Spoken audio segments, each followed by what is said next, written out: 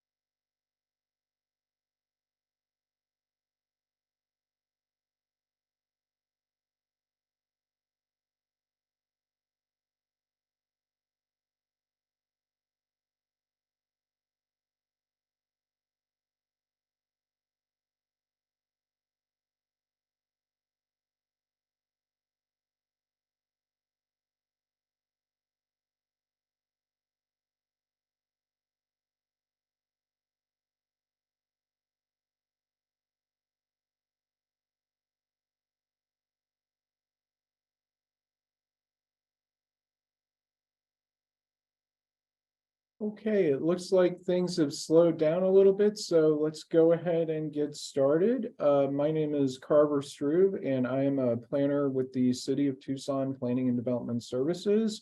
And I want to welcome you and thank you for coming to this public engagement meeting regarding food trucks and food truck courts within the City of Tucson.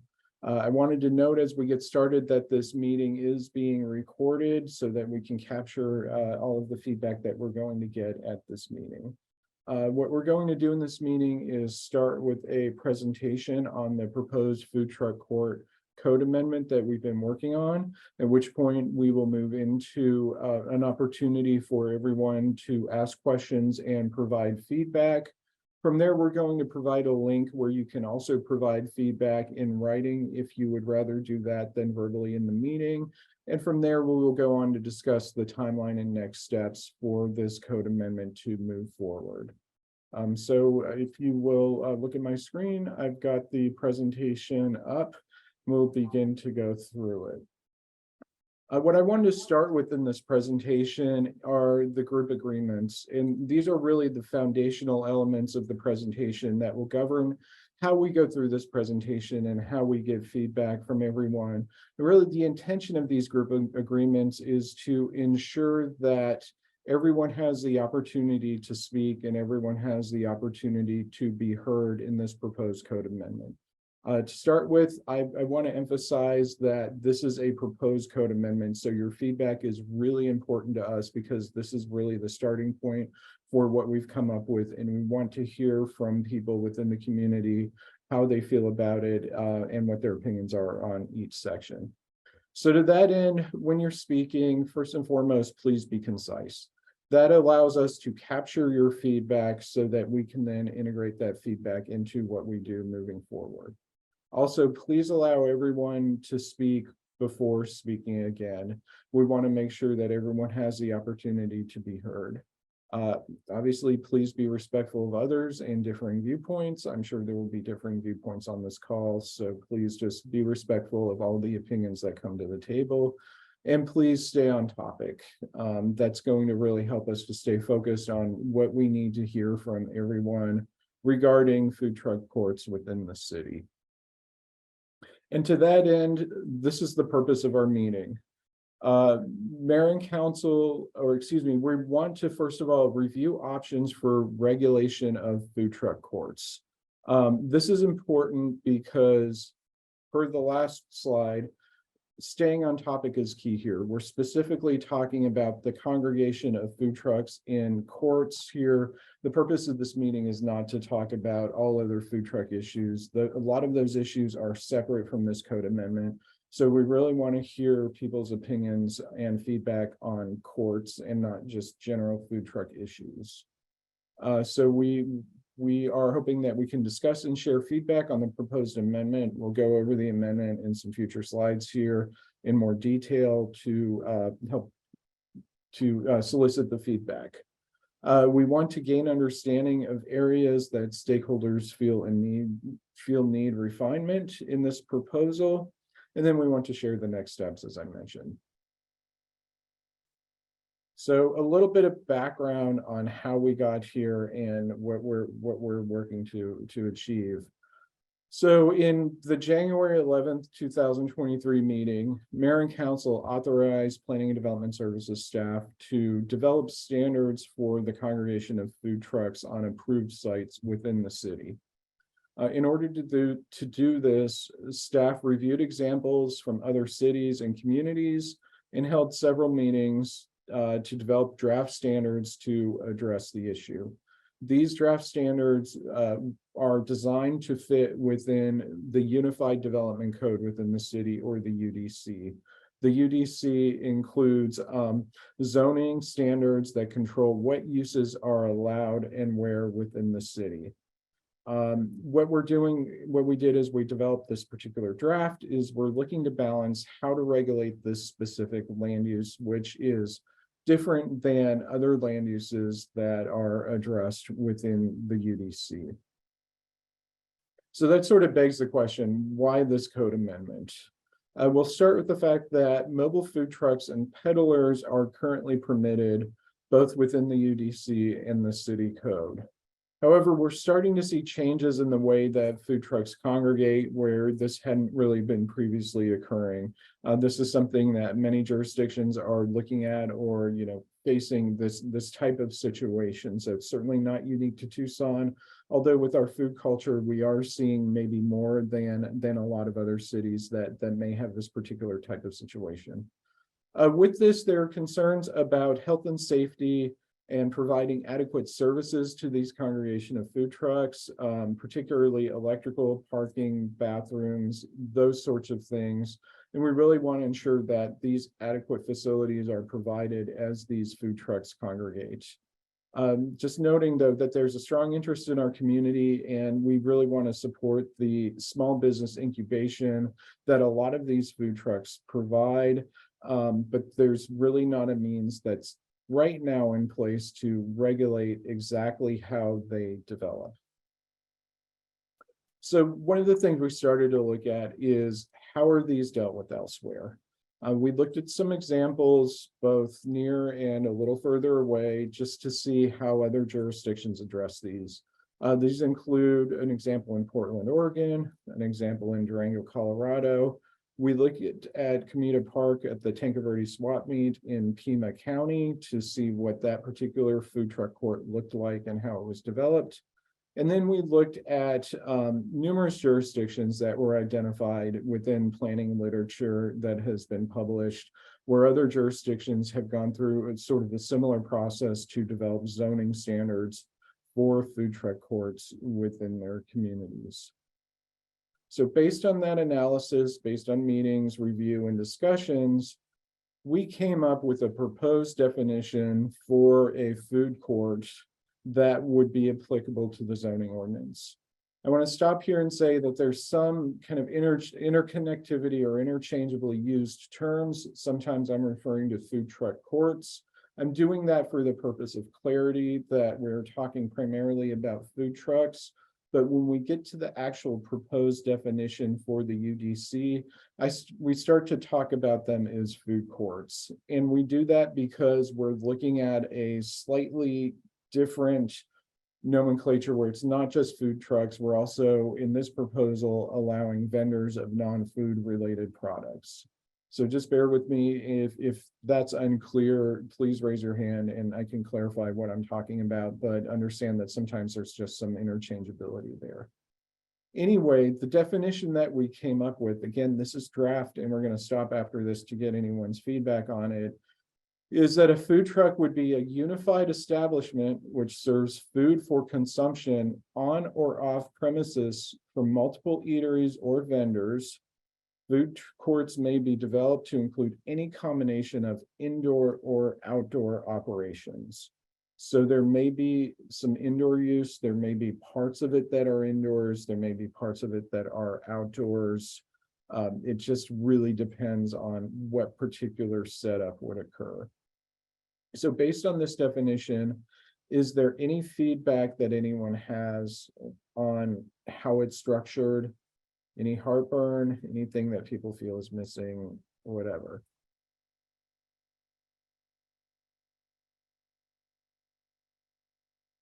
I just want to point out, sorry, hi everyone, Dan Bursick, I work for the city as well. There will be time at the end to provide comments after you see the full proposal as well. And then, yeah, you can also put things in the chat, and then we also have a comment form later on. So if you don't feel comfortable with the chat or comfortable speaking in the session that we're doing here, you're welcome to provide comment via the online form as well. So thank you. Thanks, Dan. Certainly. And so that's something, as Dan said, once we get a little further along, this might make more sense and give you a little bit more context. So to that end, if we're moving forward with this proposed definition, we get into the actual proposed Unified Development Code amendment. And the following slides are an overview of what we're proposing. First of all is that we would be creating this new land use category of food court. Food courts would be permitted in all commercial zones within the city, C1, C2, C3, mixed use.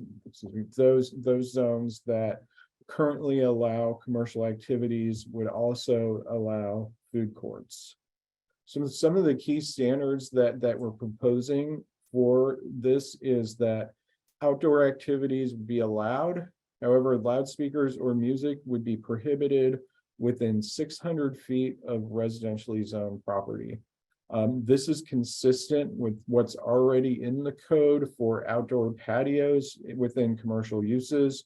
So we're really making sure that we would be treating these just the same as similar uses are currently being treated under the code. We would note that retail sales would be permitted, but would not exceed 50% of the vendor stalls within a food court. Also requiring that there be permanent power pedestals and a central grease interceptor. So within this image here, we're seeing just an example of what a permanent power pedestal would look like. The intention here is we just don't want to see extension cords running all over a site. That's a tripping hazard and a fire hazard.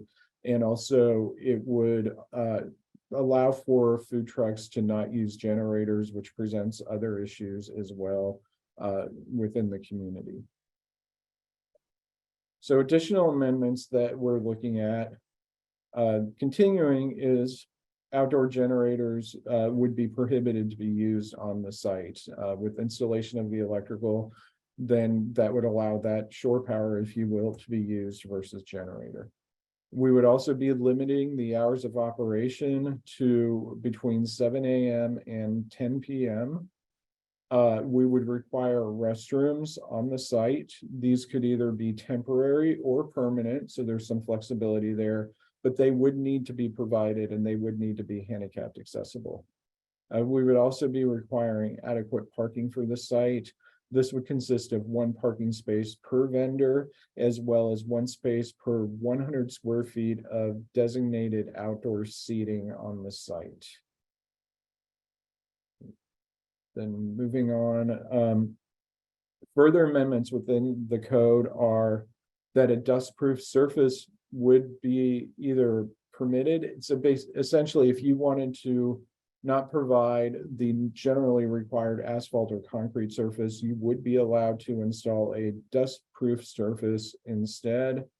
Some examples of what this may include would be pavers, concrete, porous asphalt, decomposed granite, gravel treated with a polymer emulsion to hold the dust down, ground covers, organic or inorganic, and chip seal.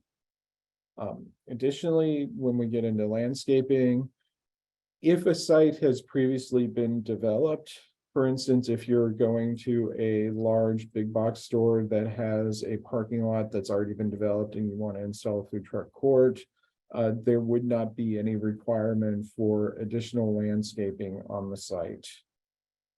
Additionally, if permanent paving is not provided, then stormwater retention and detention as well as landscaping standards would not apply because you wouldn't be making those significant structural changes to the site. So I'm going to stop right here. Those are really the overview, and I see that there's a hand up from Ian. So turn it over to Ian for just a second. Yeah, thanks, Carver. Just noticing that in the chat, we've got a couple questions. So Okay, if we want to perfect. address those, we can address those right now. Can you read the questions? I'm not chat. Okay, here we go. Yeah, never mind. So the first question is, what if your food court is temporary once a week for a year? Do you still need permanent power and grease receptacles? Generally, yes, but that hasn't been completely defined within the code. And Dan, I don't know if you had an additional comment. Yeah, so I think, Randy, I think this amendment that we're doing here is more for a permanent kind of food court space. So something that is going to function more than just one-off. And I think, you know, that I think the more temporary one would probably be under something like a special event permit or something of that sort. So this amendment is more for the more permanent kind of food court and outdoor food court structure.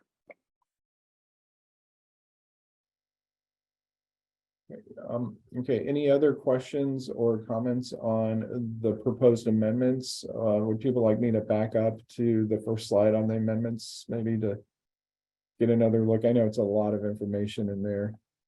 We can come back to the beginning. Yes, Ronnie, I see your hand up.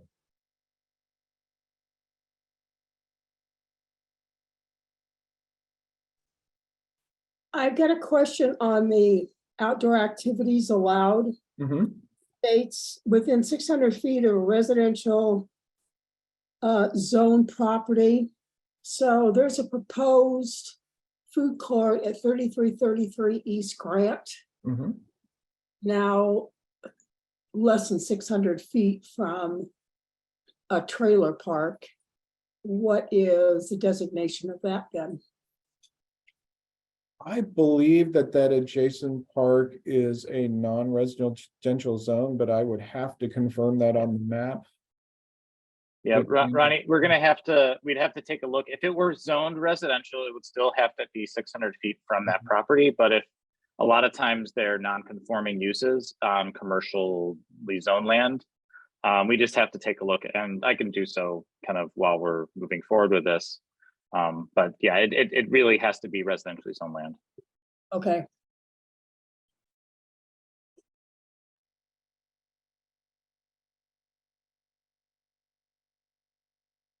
Okay.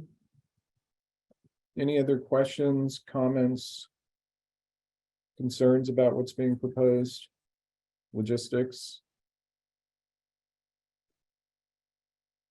Okay. Hey, Carver, there's a request in the chat to back up to the slide that talks about how much space each vendor needs for parking. Okay.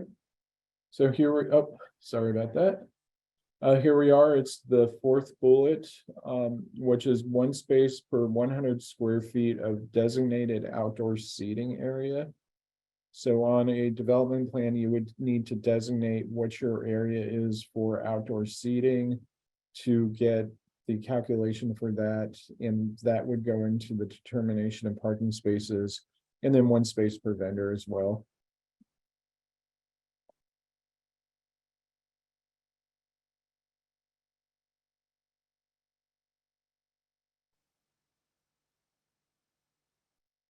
Any more questions on parking or restrooms or any other of the requirements? May I ask about commissaries? Commissary, that's a really good point. You would be allowed for indoor or outdoor use, and I think that that would qualify as a vendor. So it would be allowed to occur provided it was 50% or less of the total, the language here. 50% of the total number of vendor stalls. Would there be an on-site commissary or can be a commissary outside? It would need to be on site as part of the calculation. Well, so Justin, just to clarify, you could potentially utilize an on-site or an off-site commissary for your food truck if you were there. So you could potentially have one on-site, but there is the possibility of having an off-site one and then bringing the food in to the site. Yes, when my wife were investigating owning a food truck, Mhm. one of the stumbling block was the commissary, where we tried to go to find them. And we found one that we thought was good. It's the one on the west side of the freeway here. And we thought it was a good location, good facility, but it was full. And in fact, the food truckers who were there essentially pushed us out. Said, don't even come here. Is what they told us. And so I think having a commissary on site within the complex would really help those who are trying to break in. Great, thank you. That's great feedback. We appreciate that. And I see that there's a question regarding the court at the Tanca Verde swap meet, which is this right here. And just wanted to follow up that that is actually located within Pima County and not the city of Tucson. So I'm not exactly sure what the approval process there was. We don't handle any land use within the county. But we do see that as an example of sort of the similar types of use that we would like to encourage within the city. I do have a question for food truck owners and operators who might be on the call, and it regards the use of outdoor generators. Do you foresee there being an issue with hooking up electrical power to your food truck, or is there already a switchgear that you can plug into on them, or does it vary food truck to food truck?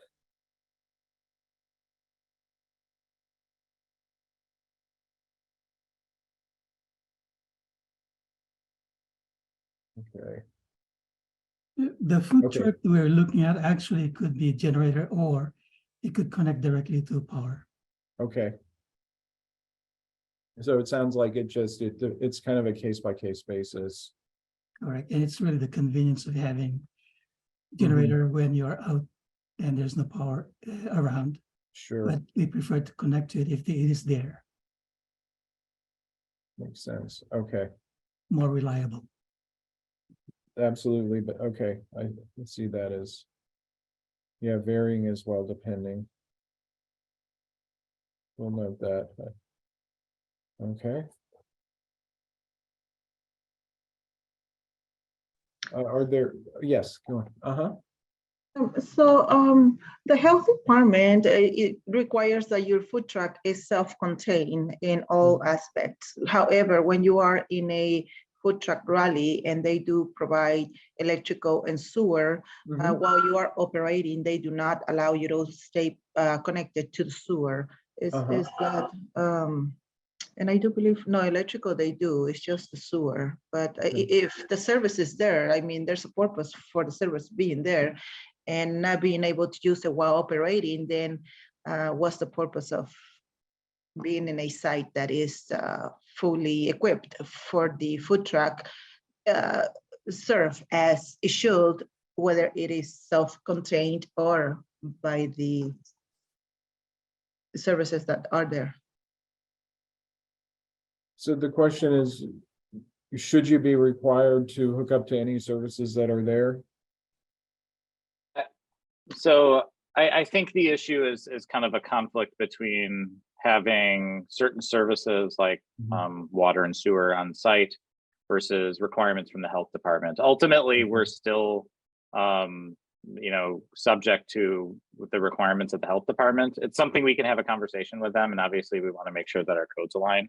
But it is, when it comes down to it, the food trucks on site, the people on site all have to adhere to standards from the health department. Of course. Thank you. When I was with Pima County, the last food truck cart that I was involved with, the sewer connection and the electric power connection were two of the main driving force for a court design. And it was highly recommended that grease interceptors should be accessible to the food trucks. So there might be a main grease interceptor within the site, and then you have lines that reaches towards these food truck locations, and they would connect.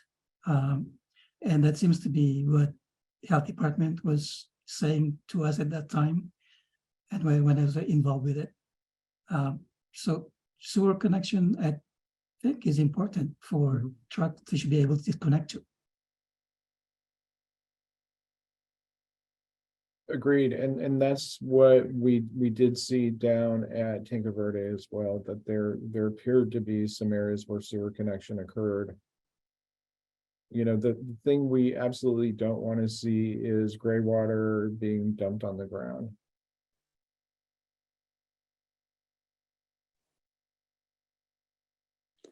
Okay, are there any additional comments or questions on the proposed code amendments? Well, so the commissaries are required to have grease interceptors, as all the food trucks have to have a commissary. So it doesn't really make sense for the food courts to have a grease trap or a grease interceptor, unless it is a commissary.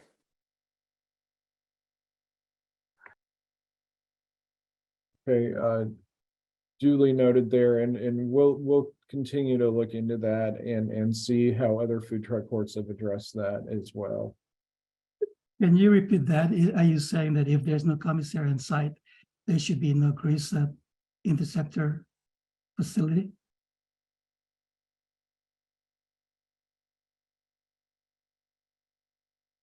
Is that what I heard?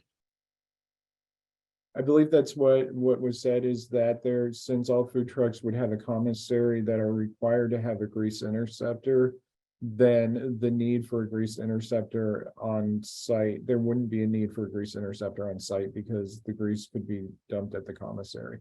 Correct.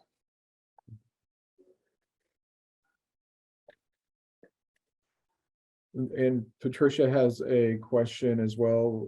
Would the courts also provide a potable water source as well as a grease interceptor?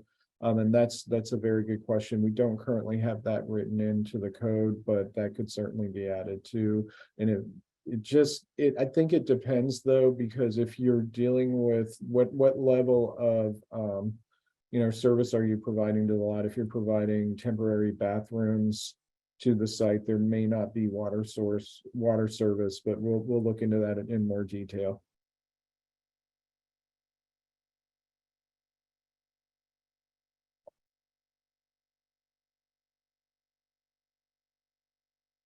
Any additional questions?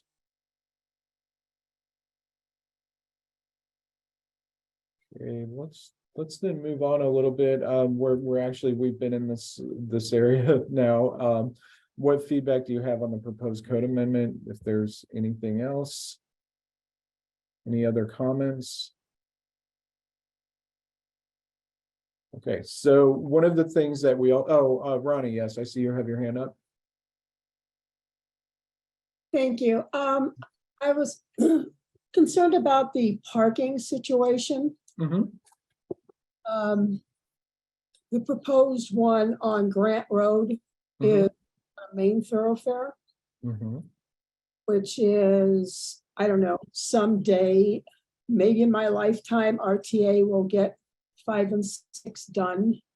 And that would be in phase 5 and 6. The concern is if on a site, Mhm. have many parking spaces. And where are these people going to park to come to this group of food trucks? Are they going to be parking willy-nilly in the neighborhood on the north side of Grant Road? Or are they going to park on the south side of Grant Road and then try to cross Grant Road with traffic? And we know how that plays out with people playing chicken with cars. It doesn't work out well. That's why Pima Medical Institute moved, because they were on the south side and they had their administrative offices on the north side. And there were numerous near collisions and collisions with vehicles and pedestrians as people tried to go over from one side to the other. We foresee the same thing happening here. So is the concern that if they build out this particular food truck court and then the right-of-way acquisition occurs, that they're going to be underparked? And at that point, you'll start to see that type of activity of people crossing the road? Or is it that the standards as currently put forward may not provide adequate parking? The second one. Plus, Okay. what's going to happen is RTA will propose. Now, whatever follows through or not, because there is no money for 5 and 6, there's supposed to be a barrier. So people would have to be crawling over a 2 or 3 or 4 or 5 foot barrier to get from one side to the other, because there's going to be no cut throughs at Rita and Northway, and those are the 2 streets on the south side of the street where people could park, but then they couldn't get to the north side if there was ultimately that barrier when phase 6 is built out. So the intention of the parking standard is to ensure that the site is adequately parked so that you will not have that neighborhood parking or any of the activity off-site that, you know, would occur if people had to park elsewhere. We can certainly look at that 1:100 ratio and see what other places have done to ensure that that would be adequate. We can talk to DTM, but really part of the reason to develop these standards is to ensure that the site is safe and provides adequate infrastructure. That includes not encouraging people to cross a 6-lane major thoroughfare. Yeah, Correct. so Ronnie, as is what we tried to do, and this is kind of similar to the other situation, is we tried to do regulations, especially related to parking, to be as similar as what we require for restaurants as is. So 1:100 is the current it's the same ratio as what we require for restaurants, which in most cases is almost all cases, except for maybe 1 or 2 that I can think of, is adequate. That related that, and then related to actually the right of way taking property. Generally, when we go through and have to do a development package for that, you will actually you'll set back from the future right of way line. So it's not like the new parking that gets put in there is going to go away. It'll have to be accounted for when they go through and do the development package. Okay. Because it's pretty landlocked. You've got trailer park on one side and you've got a business on the other side. Yeah, and I will say we haven't received anything here as far as the proposal, and I'm not sure what the proposal says, but I'm just saying if someone were to develop that property, that's what they would have to do. Well, it's been purchased by a person who wants to move his food truck around from one place over to this one. So that's the concern. Okay. No, we appreciate it. Thank you.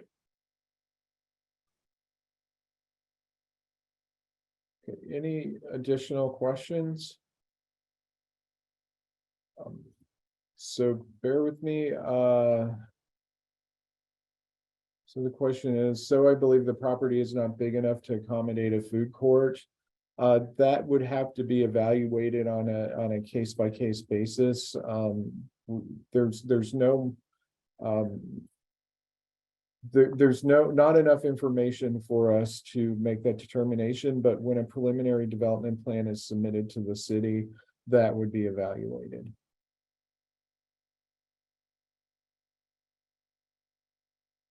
So one thing that I want to paste into the chat right here is the link that's on the slide. The longer link.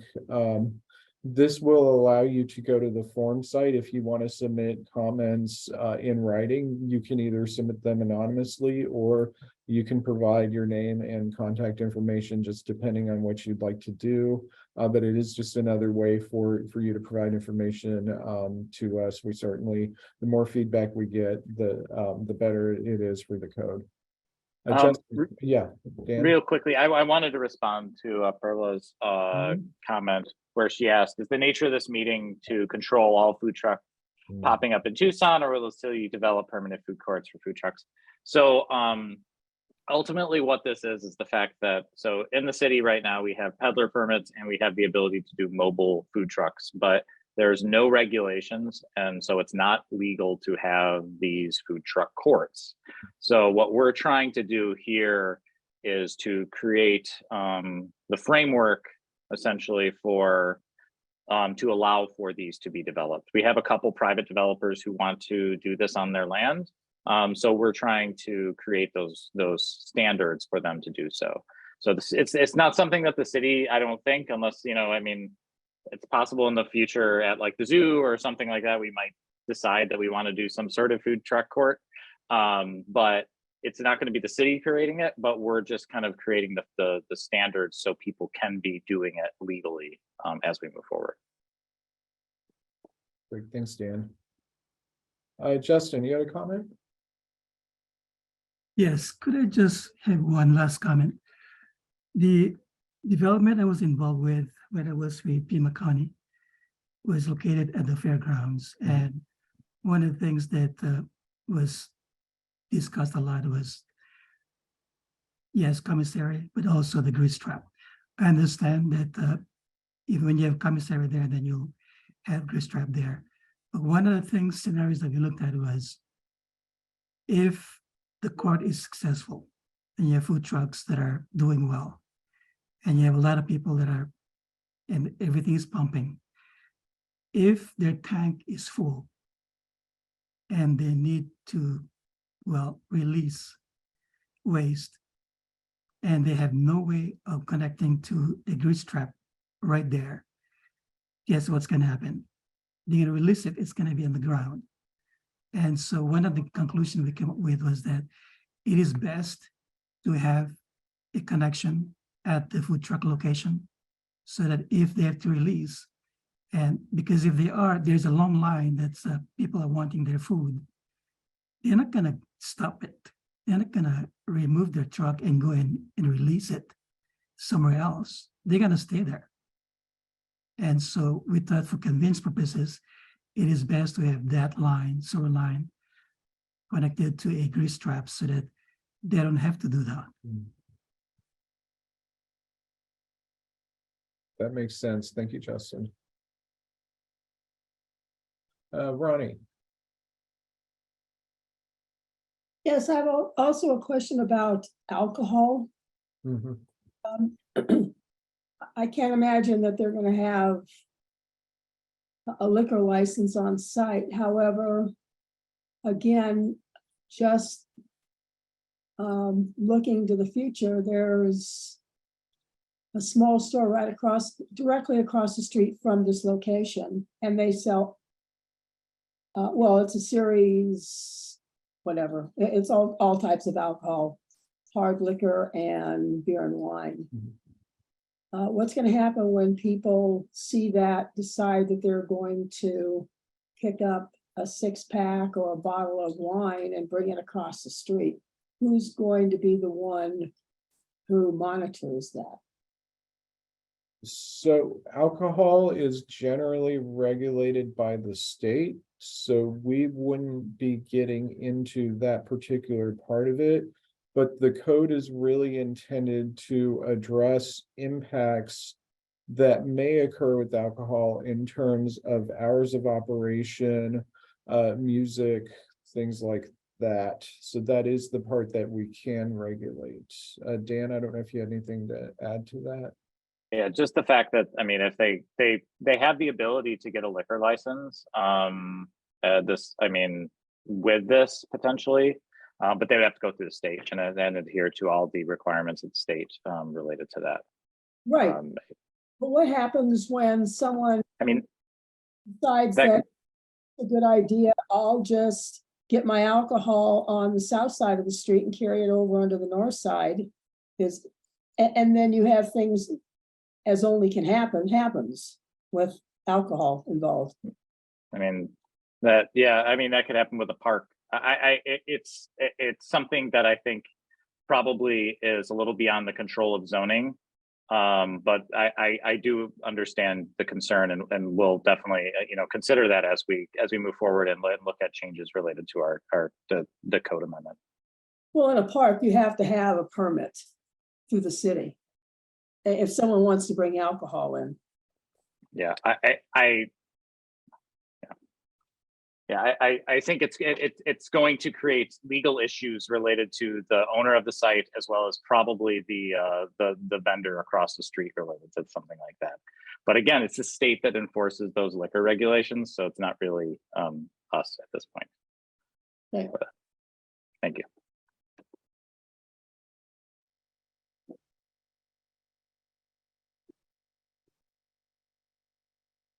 Okay, we have a couple of questions regarding, do you have a list of food courts in Tucson?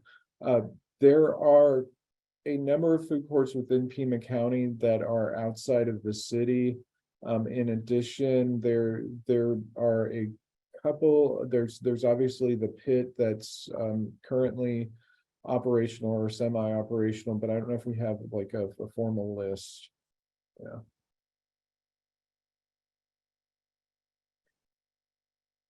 And then the next question is there a way, if you're the owner of the property, for you to still be able to be there? Is that in terms of residing on the property where you would have a home on the property and the food truck court? If that's the question. And that would, if that's the question, that would depend. Oh, go on. Yes. Yeah, I think it's just more like if, let's say, you own a property and want to do a food truck court, but you also have a food truck, want to locate on site. Yes, that's entirely fine to be able to do that. Absolutely.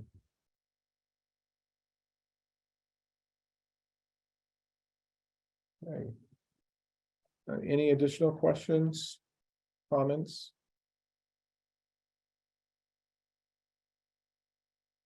Okay, then let's move on to the next and final slide.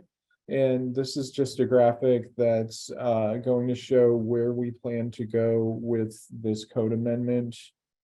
So we're working on, obviously, our stakeholder outreach and public meeting, which are being held today. Based on the feedback that we receive, we will finalize the code amendment this month and into next month. On September the 13th, we plan to go before the Planning Commission for a study session. The purpose of this study session is really to socialize the proposed code amendment with the Planning Commission. That occurs at 6 p.m. Members of the public are invited to attend. That meeting will be held via Zoom as well.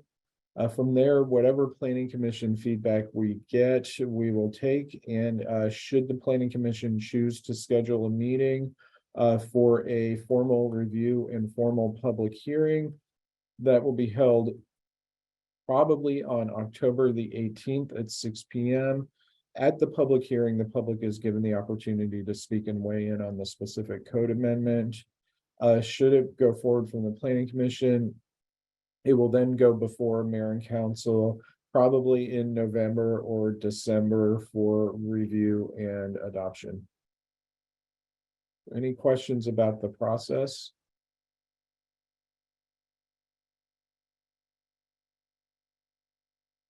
All right, any additional comments or questions? Question on, I assume that there would be a contract between the food truck owner and the landlord, correct? That would be between the food truck owner and the landlord to work out. Through zoning, we would be just concerned that it would meet the standards and all applicable development requirements. And part of that agreement is that food truck needs to have a license with health department and be, That would be required regardless, yes. thank you. Thank you. Okay, I want to just I note have that, a quick question. yes, Are we talking about a hard zoning here for this stuff or use permit or what is the, like, if I want to do if I have a piece of property and I want to put a food court on it and it's zoned commercial, do I automatically have hard zoning for that? Therefore, it's a development, right? You know, you would need to follow the same process as any other commercial development in that zone, which means that you would need to submit a development plan that would essentially show that it's a permitted use, what you're proposing to do, and that all of the infrastructure that's required is being installed. You would go through the standard development review process from there in order to get it permitted. okay. I do want to note that the link is in the chat if you want to submit additional comments in writing as well. Any other questions, comments?